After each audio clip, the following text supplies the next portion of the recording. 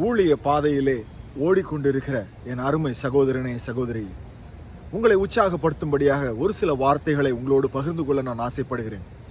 சரித்திரத்தை திரும்பி பார்க்கும் பொழுது தேவனுக்காக வைராக்கியமாக எழும்பின ஒரு சில மக்களை நாம் பார்க்கிறோம்.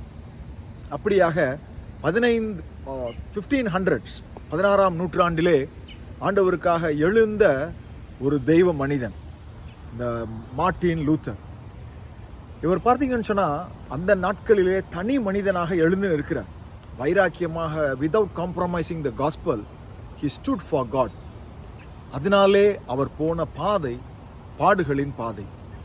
எலியாவை பார்க்கும் பொழுது எலியா பாடுகளின் வழியாக கடந்து செல்கிறார். தேவனுக்காக தனி மனிதனாக நிற்கிறார். ஆனால் அவர் கடந்து சென்ற பாதை பாடுகளின் பாதை. The theology, the way of cross brought glory for God.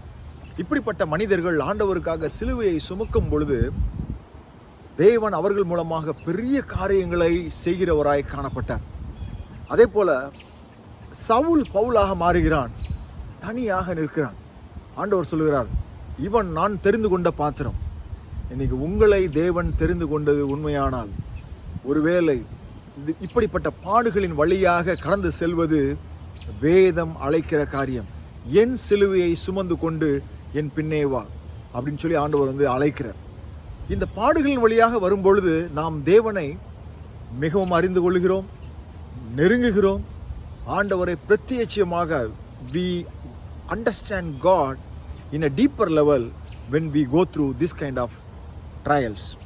முடிவிலே தேவன் உங்களையும் என்னையும் பயன்படுத்தி மண்பாண்டமாக இருக்கிற நம்மில் தமது கிரியையை செய்கிறார். எனவே ஒருவேளை சோர்ந்து போய் நான் கிவ் அப் பண்ணிடலாம் அப்படின்னு நினைக்கும் பொழுது ஆண்டவர் எலியாவை எப்படியாக தட்டி எழுப்பி, சாப்பிடு, நீ இன்னும் போக வேண்டிய தூரம் வெகு தூரம் என்று சொன்னாரோ, அதே போல இன்னைக்கு உங்களையும் என்னையும் தேவன் அப்படியாக உற்சாகப்படுத்த விரும்புகிறார்.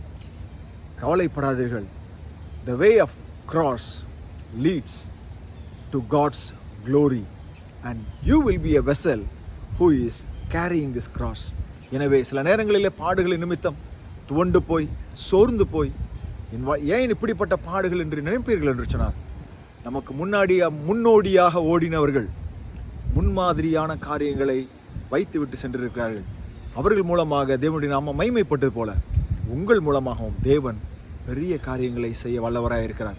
ஏனென்று சொன்னால் nothing is impossible for God. With God everything is possible. Amen.